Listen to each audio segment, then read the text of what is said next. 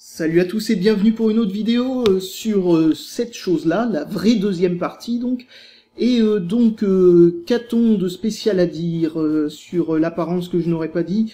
Bah rien de spécial. Ah oui, le bouton là c'est rectifié de lui-même, hein, ça devait être l'espèce de ventouse qui fait le contact qui s'est remise en place quoi tout simplement. Ensuite rien de spécial. Ah aussi si, il y a un truc intéressant, c'est que ce truc là a pas l'air d'être collé extrêmement bien, donc ça risque de se décoller tout seul au bout d'un moment. Juste le rond, hein, rien de spécial. Au niveau de l'obligation, enfin bon, bref, un point de superglue et c'est bon, hein, mais bon, c'est quand même assez ridicule. Alors, vous me voyez dans le reflet, ou plutôt vous me voyez avec un masque, enfin bon, bref. Que dire de spécial? Bah rien de spécial, elle est déjà allumée, elle est en veille, comme vous avez vu l'autre fois, c'est extrêmement rapide à démarrer. Voilà, alors j'ai lavé l'écran, donc il est un petit peu, comment dire, il est pas aussi glissant que d'habitude, donc ça va être un petit peu plus difficile de vous faire la démonstration, enfin je veux dire, ça reflètera pas forcément exactement l'utilisation que vous en aurez au niveau du tactile. Il peut être un petit peu moins responsif qu'il ne l'est réellement, même si ça marche comme vous voyez extrêmement bien. Je viens juste d'effleurer le truc. Alors, comme je vous l'avais déjà dit l'autre fois, c'est du piézoélectrique, c'est-à-dire qu'en gros, c'est pas exactement du résistif. C'est résistif dans le sens où, comme pour le résistif, c'est la pression qui crée le truc, ce qui fait que même avec un stylet, attendez, je vous sors un stylet, parce que cet ordinateur ici, là-haut, c'est un ordinateur avec un écran qui fonctionne avec un stylet. C'est pas du résistif, hein, l'écran qui est là-haut. Hein. C'est une sorte de dalle, un peu comme les tablettes graphiques Wacom. Alors comme vous allez le voir, eh bien ça répond, il n'y a aucune application ouverte. Enfin bref, ça répond avec un stylet, un vrai stylet, un truc en plastique. Alors que dire? Ah oui, ces fameux rebords là sont extrêmement chiants parce qu'il y a une épaisseur, vous voyez. Il y a une sacrée épaisseur de rebord, contrairement aux tablettes et aux smartphones, il y a à peu près 3 mm. Ce qui fait que comme ils ont réduit la taille de la barre du bas d'Android 4 pour gâcher le moins d'écran possible, eh bien pour atteindre les petits boutons, bon des petits boutons qui sont quasiment tous, là il y a le bouton menu qui correspond à un bouton qui apparaît là quand un programme en a besoin, et le bouton retour sont tous les deux disponibles sous forme de vrais boutons comme vous le voyez là. Mais bon, si on préfère utiliser ça ou si on a envie du bouton Home ou du bouton pour passer d'un programme à un autre, eh bien, comme vous allez le voir, on est obligé d'y aller avec l'ongle pratiquement, ce qui est assez bizarre quand même. Enfin, on s'y habitue, mais bon, c'est parce que quand on fait comme ça, en fait, vous voyez, on clique ailleurs, quoi. Je vais vous montrer ça en me remettant là à nouveau. Eh bien, en cliquant là, vous voyez, là j'ai cliqué sur musique à la place. Alors, donc ça vous permettra de voir le fameux lecteur de musique Android que tout le monde connaît. J'ai rien mis dedans de spécial, ça c'est une musique qui était donnée à l'origine. Bah voilà, bon, bref. Le son est très correct pour une chose aussi petite, même si vous aurez peut-être du mal à vous en rendre compte, étant donné que mon propre micro n'est pas particulièrement bon. Voilà, bon, on va arrêter la musique, hein. Alors, alors les vidéos, bon, bah ça lit les MKV, comme je l'avais dit, hein, j'ai fini par le tester, et vous allez voir un des petits problèmes de ce truc-là, l'application YouTube ne marche pas. Alors on peut utiliser une application alternative, comme ce truc-là, qui s'appelle TubeMate, qui en gros permet de télécharger normalement les vidéos de YouTube, mais vous permet aussi de les regarder, hein, pourquoi c'est ouvert là-dessus? Je sais pas ce que c'est comme connerie, mais ça devait être les espèces de suggestions de YouTube, encore une fois, hein, qui sont à chaque fois extrêmement chelous. Je me demande toujours pourquoi j'ai des conneries dans mon, comment dire, dans les suggestions. J'ai vraiment que des trucs qui me vont pas, je comprends pas pourquoi. C'est encore un algorithme bien foutu, tout ça. Alors, voilà, bon, on n'a rien de spécial. Alors la galerie d'images, hein, comme d'habitude, enfin tout le monde connaît ça. Du moment qu'on a un truc Android, enfin bon bref, ça permet de voir des images. Wow. Qu'est-ce qu'on en a à foutre, c'est pas pour ça qu'on achète ça. Alors, en tout cas, avec un appareil photo 0,3 mégapixels ici, c'est certainement pas pour ça. Bah attendez, je vais quand même vous montrer. Oh, j'ai cliqué sur quoi? Ah, une de mes applications préférées. Alors, ça met un petit moment à charger, surtout quand la connexion internet est toute moisie. Alors ça c'est un truc de cette tablette, c'est un vrai miroir quand enfin, en tout cas, quand on le voit du niveau du viewfinder, comme on appelle ça. Alors ça, c'est une application donc de news sur des trucs geeks, quoi. C'est-à-dire qu'en gros, qu'est-ce que c'est que ce truc? Ah, d'accord. C'était le bruit des alertes, etc. Bon, comme vous voyez, je capte à peu près Internet d'ici. Faut savoir que même l'ordinateur qui est juste là-haut, là, ne capte que 2 barres au niveau du Wi-Fi, ce qui est pas terrible. Voilà, bon, là je capte à peu près pareil d'ailleurs, sauf que la connexion s'apparente plus à du 56K, hein. Les images mettent pas mal de temps à venir, etc. Même si là on est très chanceux pour la vidéo, parce que ça a l'air d'être assez réactif. Bon, revenons en arrière donc, et voyons la galerie d'images. Alors, donc je ne sais même pas ce qu'il y a dedans. Ah, ce sont des images visiblement qui viennent des différents émulateurs, qui ont téléchargé les jaquettes, etc. Alors là, ce sont les images qui viennent de la, comment on appelle ça là? Enfin bref, la caméra bidule chouette appareil photo derrière. Et donc, vous voyez, j'ai pris une photo de la télé parce que c'était très brillant et comme je faisais ça la nuit, eh bien du coup, c'était totalement impossible de faire ça sur le décor, parce que sinon on voyait que du noir. Donc très très mauvais pour le noir. Alors vous voyez, c'est une image de BFM TV. Là, il y a, en tout cas au niveau du copyright, là il n'y a pas de problème, parce que il faut savoir qu'on a le droit d'utiliser tout ce qui vient de la politique sans aucune restriction de droit d'auteur, etc. Alors là, on peut voir la tête de Jean-Marc Ayrault, hein, bien entendu, hein, Premier ministre de la France au moment où nous parlons. Qui était là pour annoncer qu'il y avait de très bonnes mauvaises nouvelles. Donc voilà, c'est génial. Et donc voilà, les photos sont pas de très bonne qualité, sont assez petites, les couleurs sont très délavées, etc. Contrairement à l'écran qui est plutôt bon. Ah oui, alors d'ailleurs, un truc que vous voyez peut-être pas forcément, la luminosité de l'écran est au minimum. Au maximum, voilà, bon, c'est encore mieux, hein, mais voilà, pour économiser de la batterie, je l'ai mis au minimum. Très difficile toujours de choper des trucs quand ils sont dans les angles, surtout quand on y va avec des gros doigts. Alors, donc, je rends vraiment pas justice à l'écran parce qu'il est en train de se regresser, entre guillemets, ce qui permet de glisser mieux. C'est l'une des, comment dire, des particularités des écrans tactiles. Vaut mieux qu'ils soient bien dégueulasses pour mieux fonctionner. C'est les belles empreintes de doigts et tout ça. Alors, navigation web, etc. Firefox est assez lent. Opera fonctionne et lent, mais bon, fonctionne plutôt bien. Enfin, il est lent parce que je l'ai mis en mode page, vous savez, page web non optimisée pour les mobiles, mais page web directement comme sur les ordinateurs de bureau. Donc voilà pourquoi il est assez lent. Firefox, lui, c'est surtout parce que c'est une saloperie de trucs bouffeurs de ressources. Dolphin Browser, je l'ai pas encore testé. Et le navigateur normal est plutôt rapide, mais a tendance à cracher, on ne sait trop pourquoi. Alors le gros défaut avec ce firmware par défaut, le firmware d'origine avec lequel il est donné, le focus est assez monstrueux d'ailleurs avec ma caméra, je vois. Eh bien, c'est que les programmes Google ont tendance à moins bien marcher. Vous voyez, par exemple, Google Mail, c'est une vieille version qui est donnée avec, et non pas la version, la vraie version actuelle, quoi. Alors, et on peut pas la mettre à jour parce que ils ont utilisé une signature qui n'est pas celle de Google pour faire ça, ce qui est complètement stupide. Ils ont fait pareil pour l'émulateur Nintendo 64, donc du coup, on peut pas le mettre à jour si on reflash pas la machine pour pouvoir d'ailleurs, je dis ça pour l'émulateur Nintendo 64, mais c'est le cas pour tous les émulateurs qui sont préchargés, on peut pas les mettre à jour. Et dans le cas de l'émulateur Nintendo 64, comme c'est cet émulateur-là qui est le meilleur, eh bien, on ne peut pas mettre à jour vers sa nouvelle version, qui est encore meilleure que la version actuelle, je suppose. Et donc, du coup, enfin, que la version préinstallée. Ce qui fait que, du coup, on se retrouve avec cette vieille version, et on peut pas la mettre à jour, on peut pas installer la nouvelle. Et ça, c'est complètement stupide. C'est donc pareil pour ça, et c'est pareil aussi pour Flash Player. Ce qui fait que j'ai jamais réussi à faire fonctionner Flash Player. Alors, je sais pas pourquoi, c'est la seule application que j'ai trouvée qui ne marche pas, mais YouTube ne marche pas. Comme je vous ai dit, une alternative qui n'est pas sur le Google Play Store, c'est-à-dire l'Android Market, enfin, le nouveau nom de l'Android Market, eh bien on ne peut pas on peut pas utiliser une version qui fonctionne.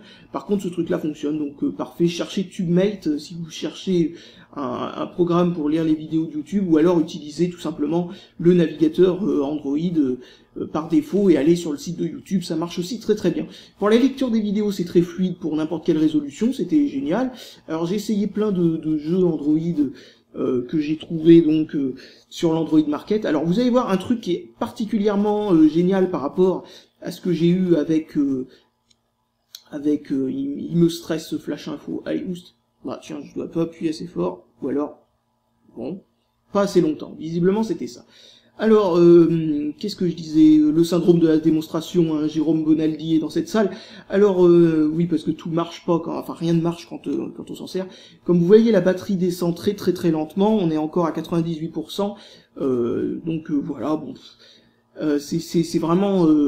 Alors, pour vous donner l'autonomie, alors je dis très très lentement, mais voilà, c'est parce que ça sert pas beaucoup.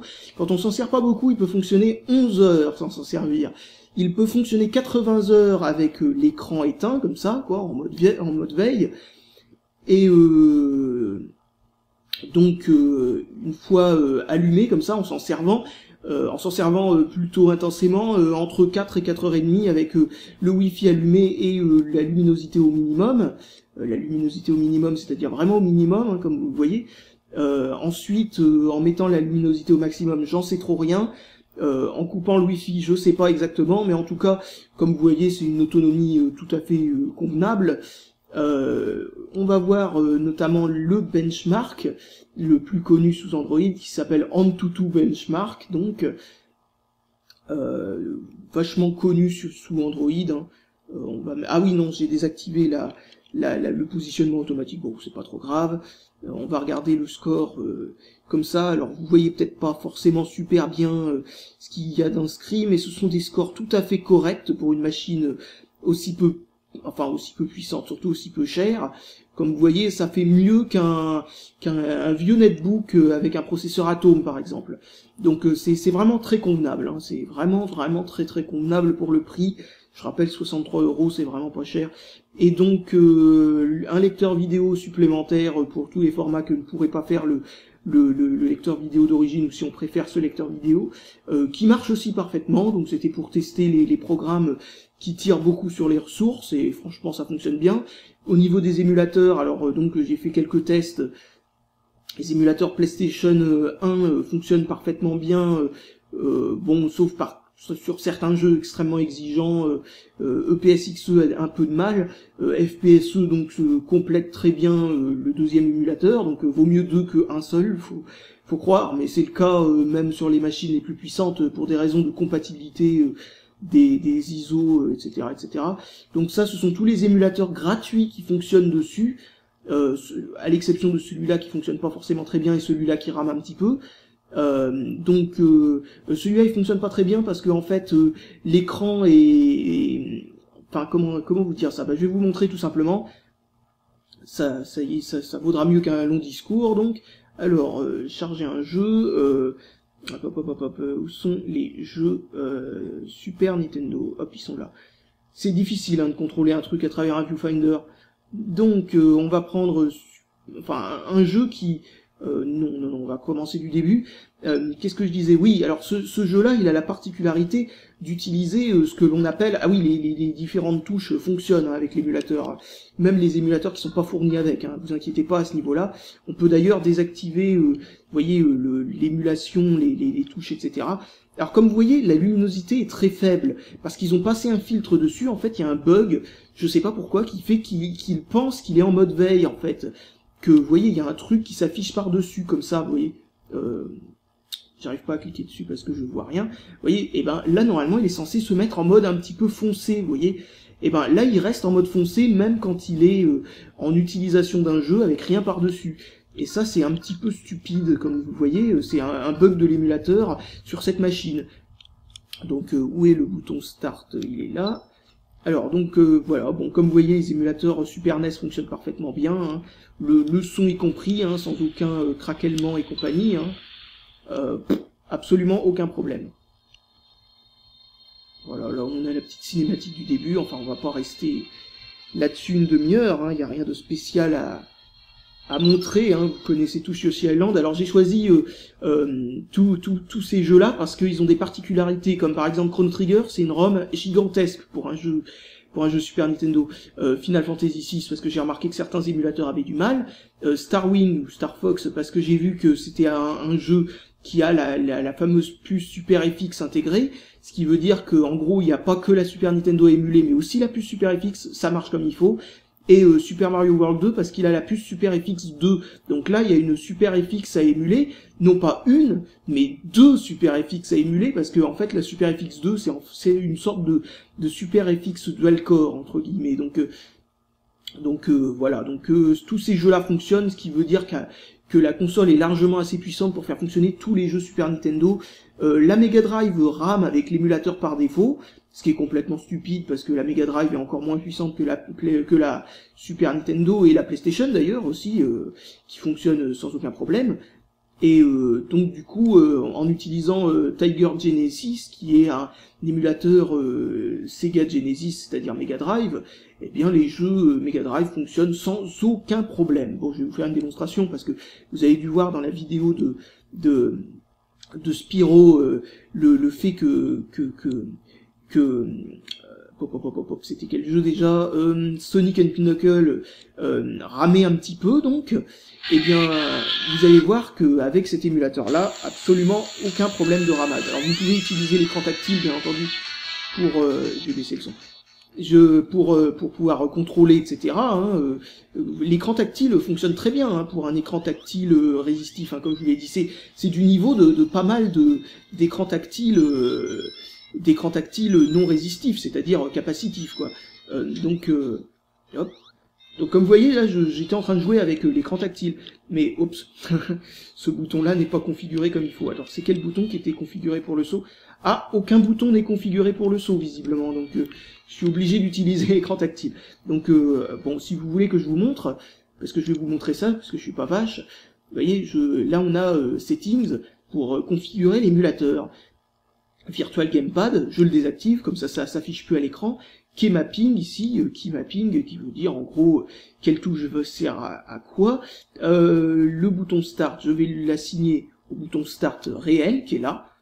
Le bouton A, donc, je vais l'assigner à ce bouton-là, le bouton croix. Hop, voilà. Et là, bon, j'ai pas besoin des autres boutons, donc je vais vous épargner tout ça. Je reviens en arrière, et me revoilà dans le jeu. Normalement, les boutons fonctionnent. Sauf que, je ne sais pas pourquoi ça ne fonctionne pas. Donc je vais recharger le jeu. Peut-être que le truc, c'est qu'il faut recharger le jeu pour que ça marche. Alors... ou même carrément recharger l'émulateur, parce que visiblement, ou alors j'ai peut-être cliqué sur un truc qui fait bugger l'émulateur, dans les paramètres que je n'aurais normalement pas dû cliquer dessus. Alors, donc ce qu'on va faire, c'est qu'on va carrément recharger, mince, non, comme je n'y vois rien, et qu'en plus je cadre mal, je ne voyais pas, oups, alors donc voilà, là j'ai déchargé l'émulateur. Ah oui, parce que faut savoir un truc, c'est que dans Android 4, si vous voulez décharger complètement le programme, il faut le glisser en dehors, comme ça, ou dans l'autre sens, ça marche aussi. Donc, non, où est-ce qu'il est l'émulateur? Il est là.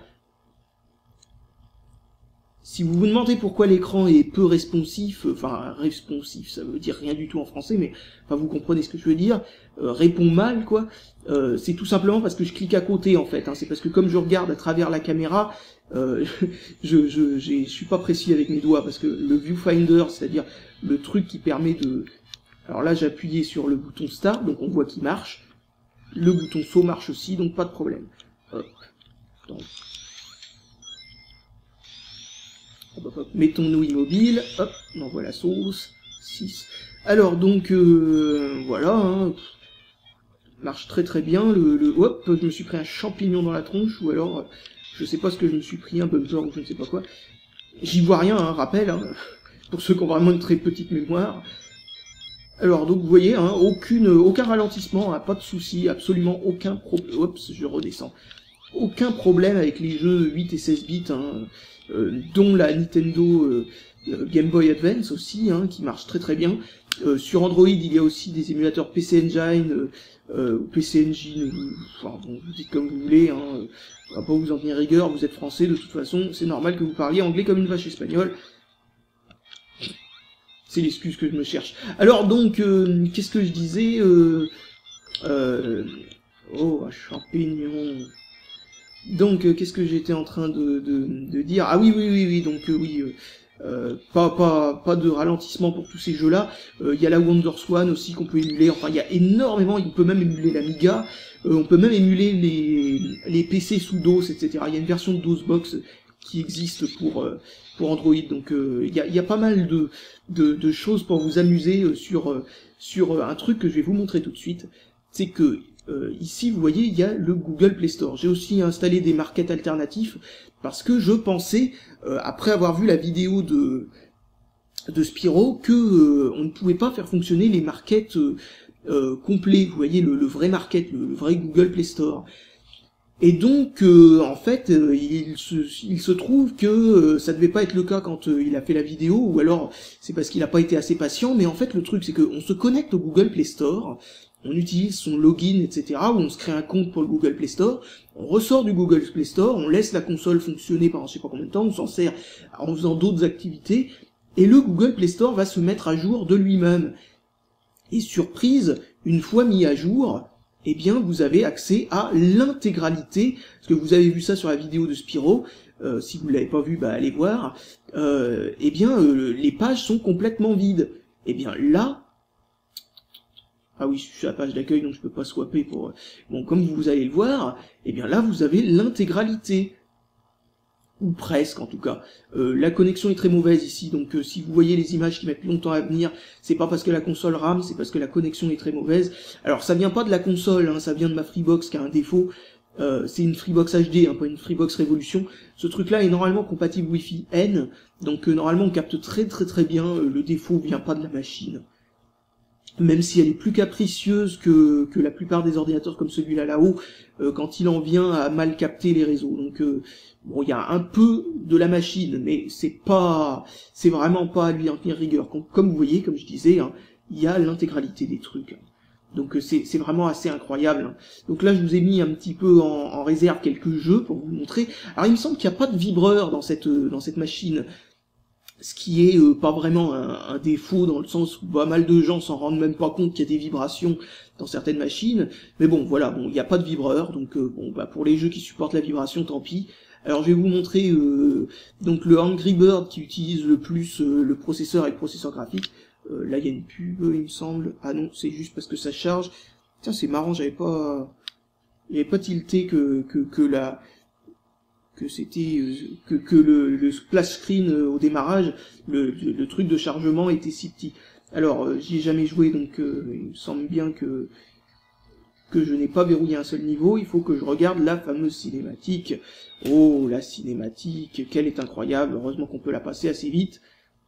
Alors voilà, bon. Bien entendu, le multitouch hein, qui fonctionne très bien, il n'y a pas de souci avec ça. On peut pas zoomer plus que ça. Je savais pas que dans ce niveau-là, on pouvait zoomer aussi peu. Alors, donc voilà, ensuite, je préfère Angry Bird Space que le Angry Bird normal, parce que il y a la fameuse traînée, comme vous voyez, qui permet de savoir directement où ça va taper, ce qui est, à mon avis, ce qui rend le jeu plus stratégique et moins orienté vers la chance.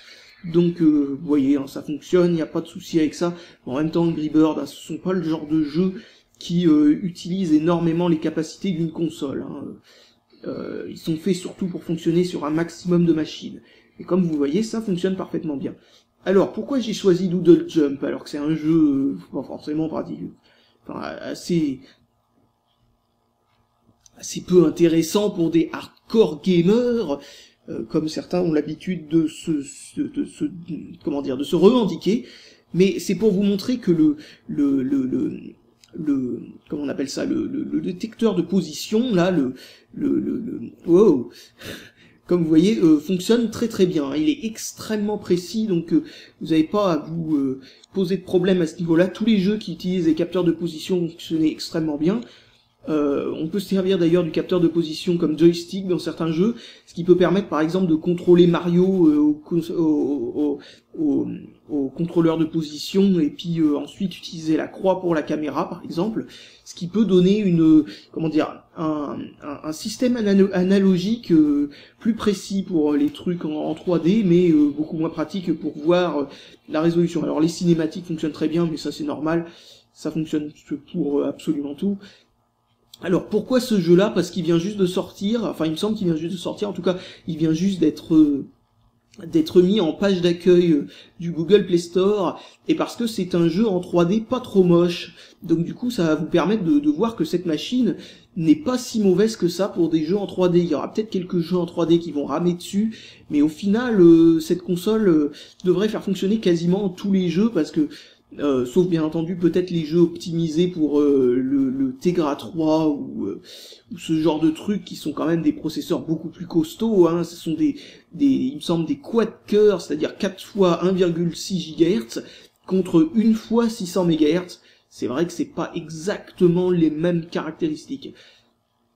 Alors donc un temps de chargement assez long, bon vous pouvez améliorer les temps de chargement à mon avis avec une bonne carte SD, parce que carrément le temps de chargement est tellement long qu'il me donne l'affichage comme si il croyait qu'il avait planté. Donc ça montre un petit peu à quel point le temps de chargement était long. Mais ça, pour information, c'est peut-être aussi parce que l'émulateur Mega Drive est encore en train de tourner en arrière-plan, parce que attendez, je vais vous montrer ça, mais les émulateurs continuent de tourner en arrière-plan tant qu'on n'a pas fait ça. Vous voyez, vous cliquez là et vous faites quitte. Et maintenant, une fois que vous avez fait ça, vous voyez, la petite icône disparaît et l'émulateur ne tourne plus en arrière-plan. Donc on peut retourner à notre jeu en ayant libéré un peu de mémoire vive, ainsi que le processeur qui doit servir pour diverses fonctions. Donc voilà, là vous voyez c'est de la 3D en temps réel. Alors ma caméra rend sûrement pas justice à tout ça, je vais quand même essayer de voir si on peut avoir mieux à la caméra en mettant... non, on voit absolument rien, mais l'écran est plutôt bon, hein, donc voilà, c'est un jeu assez basique à ce que j'ai vu, alors peut-être qu'il s'améliore. Alors là vous pouvez vous envoyer, il me semble, c'est encore le tutoriel dans ce deuxième niveau. Alors, ok, ah oui d'accord, là il nous explique quelques autres trucs. Oui, alors il faut la garder enfoncée, mais j'aimerais bien que le ah non, celle-là, oui d'accord. Oui, donc là ils sont en train de nous ajouter des fonctions des fonctions au gameplay, donc le jeu est peut-être pas si si basique que je l'aurais cru au départ. Alors là, vous voyez, là il y a une fonction qui permet de se protéger. Bon bref, voilà. Comme vous voyez, le jeu rame pas et fonctionne bien. Enfin bon voilà, hein, c'est ce que je voulais vous montrer avec ce jeu-là, parce que je ne connais absolument pas ce jeu. Et donc comme vous voyez, pour libérer de la mémoire vive, il a enlevé, parce qu'il y a que 380 MO de mémoire vive, plus 128 pour la carte graphique, eh bien il a fait gerter l'écran d'accueil de la mémoire vive pour libérer de la mémoire vive pour le jeu, ce qui veut dire que ce jeu utilise pas mal de mémoire vive, et comme vous voyez, ça fonctionnait plutôt bien quand même, malgré tout, donc voilà. Alors Xenonia 4, qui est un action RPG assez gourmand, fonctionne parfaitement bien. Le premier, heureusement, qui fonctionne bien, parce que lui, par contre, il est pas très gourmand. Pas mal de jeux qui étaient préchargés avec la machine, qui fonctionnent bien, heureusement, parce que ce sont des jeux préchargés. Et alors, le petit truc, la petite cerise sur le gâteau, à vous montrer après, alors je vous montrerai pas que Flash Player ne marche absolument pas, malgré qu'il soit installé, je sais pas pourquoi, et que impossible de pouvoir le mettre à jour. Bon, malheureusement, enfin non, heureusement plutôt, Flash Player est de moins en moins utile sur Android, parce que là, les sites s'adaptent de plus en plus à ce qui remplace Flash Player, qui est HTML5. Donc du coup, Flash Player au final c'est pas trop grave. Mais pour faire fonctionner Flash Player, vous pouvez tout simplement installer un firmware alternatif à la place du firmware d'origine, ce qui vous permettra de faire fonctionner Flash Player dans de nouvelles versions qui fonctionneront bien entendu beaucoup mieux. Donc là, bon, mon client mail préféré, Skype fonctionne, enfin tous les programmes que j'ai l'habitude d'utiliser sur Android fonctionnent parfaitement bien, donc il n'y a absolument rien. Même les émulateurs que j'ai mis dans ce dossier-là, qui sont des émulateurs qui rament à donf, ou qui sont bourrés de bugs, ou quoi, enfin bon, etc., fonctionne comme il le devrait sur cette machine, sauf qu'il rame, parce que le processeur est pas assez puissant, ce qui veut dire que le processeur est extrêmement compatible avec absolument tous les programmes que vous pouvez trouver, bon, et peut-être pas assez puissant pour tous les faire fonctionner, mais en tout cas au niveau de la compatibilité, il n'y a pas de problème à ce niveau-là. Il s'agit d'un Cortex A9, c'est-à-dire le genre de processeurs les plus répandus dans le monde d'Android, donc du coup vous avez absolument pas de problème avec les performances qu'il vous donne, enfin avec la compatibilité qu'il vous donne, les performances non plus, hein, parce que les performances sont du niveau d'un d'un smartphone à peu près convenable, équivalent à certains dual-core peu puissants, sauf qu'il s'agit d'un simple cœur. Donc, ce qui change pas grand-chose au final, hein, c'est bon. Oui, parce que certains processeurs sont dual-core pour des raisons d'autonomie et non pas pour des raisons de performance. Donc, qu'est-ce qu'il fallait que je vous montre? Ah oui. Alors, un émulateur Nintendo DS, ici, que j'ai pas encore testé, mais à mon avis, ça doit ramer à mort. Il y a même marqué que sur les machines les plus puissantes, ça ramait à mort, mais c'était à cause du fait que l'émulation est pas encore parfaite et non pas à cause du fait que c'est pas assez puissant. Mais, j'ai cliqué sur l'édition du texte du truc, alors comme vous voyez, un clavier... Ah oui, alors ça c'est un truc que j'ai... Heureusement que ce truc est arrivé par erreur, parce que vous voyez, les claviers... Alors ça c'est pas le clavier d'origine, hein, c'est un clavier que j'ai ajouté. Eh bien, au final, c'est un écran résistif, mais ça marche super bien. Par contre, quand vous tapez du texte comme ça, dans ce sens-là, bon, j'ai désactivé le changement de sens... le changement de sens automatique, donc si je le réactive, eh bien normalement ça devrait pouvoir changer de sens. Tac, voilà. Oh merde, je suis ressorti en cliquant, je suis ressorti de l'édition du titre. Donc vous voyez là le clavier est un peu plus tassé, les touches sont moins larges, ce qui fait que là pour toutes les touches qui sont très proches, eh bien on se retrouve dans le fameux problème des rebords qui gênent. Alors, vous voyez, là, j'ai tapé un Z à cause du rebord qui gêne. Vous voyez, hein, c'est les fameux problèmes auxquels on est confronté à cause de ces rebords, mais bien heureusement, comme on sert de cette machine plutôt avec les 2 pouces dans ce sens-là, eh bien, il n'y a absolument aucun problème. Donc, sauf pour les programmes qui vous forcent à taper du texte dans ce sens-là, ils sont très rares, mais bon, quand vous tombez sur ce genre de programme, ça fait toujours plaisir. Alors, donc, là, je voulais vous montrer, alors les émulateurs qui sont donnés par défaut, bon, d'accord, est-ce que c'est parce que tu rames? Ah non, bah non, c'est moi qui tape à côté, encore une fois. C'est pas facile, hein, le viewfinder. Alors, donc, les émulateurs par défaut, l'émulateur NES marche bien, l'émulateur Game Boy Advance a l'air de marcher bien, je suis pas certain. Si vous voyez une lumière rouge qui apparaît là, en clignotant, c'est la caméra qui donne ça. L'émulateur d'arcade fonctionne très bien, l'émulateur Mega Drive est tout pourri, et là l'émulateur Nintendo 64 qui est, de ce que j'ai pu faire fonctionner, le meilleur émulateur que vous trouverez, malheureusement, pour l'instant, avec le firmware d'origine.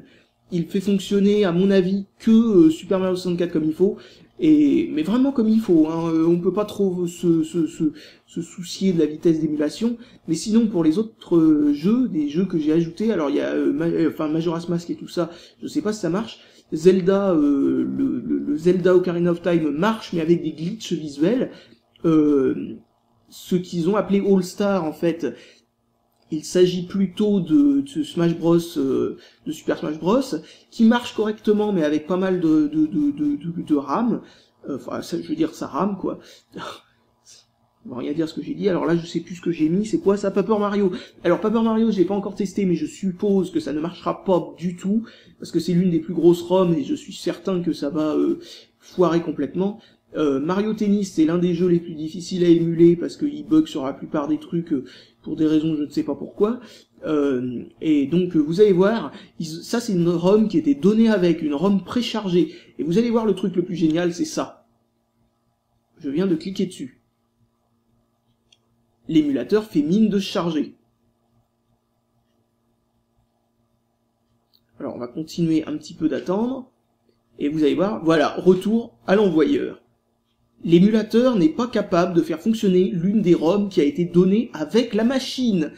Et c'est un bug de l'émulateur, hein. La ROM marche bien, je l'ai testé avec un autre émulateur qui rame, l'émulateur rame certes, mais il démarre le jeu. Donc ça veut dire que cet émulateur n'est pas capable de faire fonctionner Mario Kart 64, mais le jeu était préchargé, ce qui est complètement stupide. Super Mario 64 fonctionne quasi full speed, donc enfin full speed par moment, sauf à certains endroits où il y a besoin de charger je ne sais quoi. Et donc, alors oui, je l'ai, comment dire, j'ai adapté l'émulateur à la taille en 4 tiers, quoi, parce que par défaut il est en 16 neuvième. Mais bon, voilà. Donc ah oui, j'ai complètement désactivé le mode touch, donc du coup on ne peut utiliser que ça. Alors il me semble que c'était désactivé par défaut. Alors donc voilà, hein, ça fonctionne. Alors oui, vous voyez qu'on n'est pas en analogique, hein. Même avec ça, on voit qu'on fait que des diagonales. Et ça, c'est vraiment, vraiment casse-pied d'avoir mis un joystick qui fait en fait exactement la même chose que ça, c'est-à-dire diagonale et touche droite, quoi. C'est-à-dire qu'on peut pas faire les nuances de diagonale, si vous voyez ce que je veux dire. Et ça, c'est stupide, complètement stupide, mais bon, bref. En même temps, faut dire qu'il y a peut-être pas beaucoup d'émulateurs qui est compatible avec le trou analogique, hein, on peut dire ça comme ça, parce que Android n'est pas fait pour ça à l'origine. Ah bah non, je dis ça, mais c'est faux. L'Xperia Play a des joysticks, 2 joysticks d'ailleurs, totalement analogiques, donc ils auraient pu faire en sorte que ça utilise les contrôles de l'Xperia Play ou ce genre de truc. Donc je comprends pas très bien pourquoi ça marche pas. Alors je vais pas vous faire une démonstration plus longue parce que la vidéo s'éternise, mais croyez-moi, ce jeu fonctionne très bien. On va essayer avec Paper Mario et Mario Tennis pour terminer la vidéo. Et logiquement, on devrait être à des niveaux de ridicule qui dépassent l'entendement, hein. Ah oui, le processeur vous dit qu'il est à 1 GHz, en fait il est à 800 MHz. On peut peut-être le faire fonctionner à 1 GHz en l'overclockant, on ne sait trop comment, avec un firmware alternatif. Je vais vous montrer ça dans une autre vidéo. Ça dépend des consoles, hein. Certaines consoles ne veulent pas être overclockées à 1 GHz. Parce que l'overclock, hein, ça dépend des processeurs, ça dépend si on a de la chance ou si on en a pas. C'est pas dangereux, hein, mais la console ne démarrera pas, il faudra remettre le firmware d'origine. Alors là, je suis plutôt étonné parce que jusque-là, ça fonctionne. Enfin, le jeu démarre, quoi, déjà. C'est déjà ça. Et là, je viens de voir un glitch au moment du moment où vous voyez ça fait une sorte d'effet 3D, vous voyez ce glitch là qui montre que cet émulateur est basé sur Mupen 64 et une version assez vieille de Mupen 64 qui est une bah pourquoi c'est pas A ce bouton quoi. Bon, je comprends pas très bien. J'ai utilisé Start, alors New, oh, bon, tant pis, on s'en fout.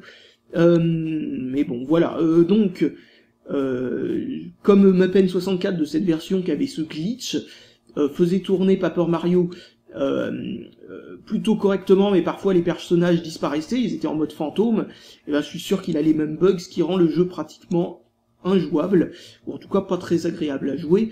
On va essayer maintenant Mario Tennis. Alors les icônes se déplacent à chaque fois qu'on démarre cet émulateur, ce qui est complètement ridicule.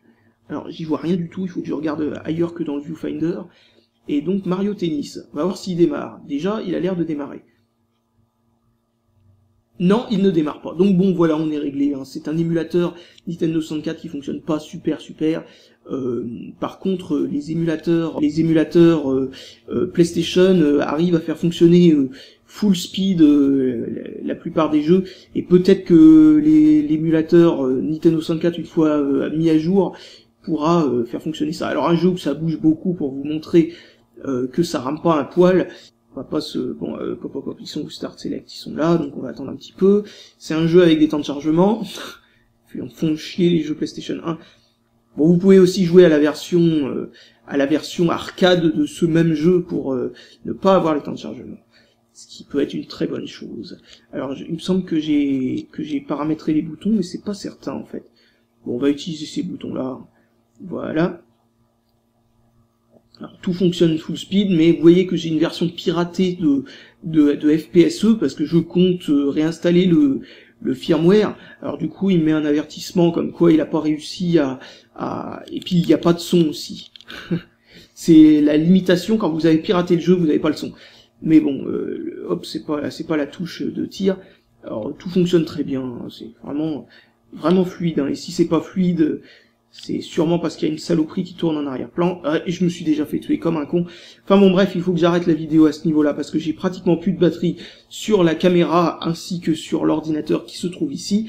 Donc je vous dis salut à tous et à la prochaine pour un firmware alternatif, ce qui vous permettra de voir ou pas que la Nintendo 64 fonctionne parfaitement bien en full speed, etc., etc. Full speed, ce qui veut dire vitesse réelle, hein, pour ceux qui comprennent rien à l'anglais. Et donc, si ça fonctionne bien en full speed, et ben tant mieux. Hein. Et si c'est pas le cas, tant pis. Et donc, je vous le dis tout de suite, hein, j'achèterai cet émulateur. Oh, qu'est-ce qu'on vise mal sans regarder l'écran. Qu'est-ce que je disais? Ouais, j'achèterai l'émulateur, enfin cet émulateur-là parce qu'il m'a l'air d'être absolument génial, ainsi que peut-être celui-là.